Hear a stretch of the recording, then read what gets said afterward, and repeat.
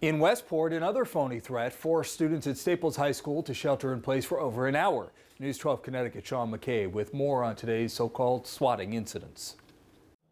The swatting incident at Staples High today, just one of almost a dozen incidents across the state that police say were just intended to cause disruption. That doesn't make the situation any less scary for students and parents. But it is very sad that this seems to be an ongoing threat and a fear that we have to live through, especially for our children.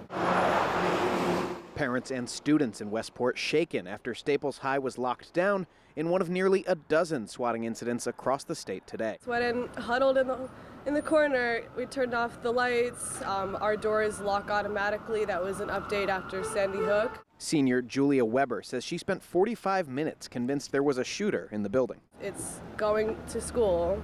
That's what it is in America. And so I was scared, but I was also like, when's it going to happen to me? The phony threats coming in as thousands of state and local police gathered in East Hartford to mourn their fallen comrades from Bristol. There's a major statewide event that's occurring involving a large amount of law enforcement officers. At that particular moment, now we start to get these reports of an active shooter or a bomb threat occurring. Retired Fairfield Police Chief Gary McNamara says swatting is a serious crime because police have to investigate the threats. These incidents drain resources and require a response. You have to treat all of these that they're real until you determine that they're not real.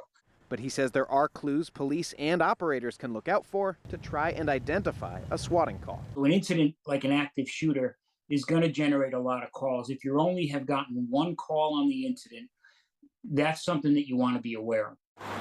In Westport, Sean McCabe, News 12 Connecticut. McNamara says that a 2015 swatting incident in Fairfield while he was still police chief forced officials to lock down all 17 schools in town.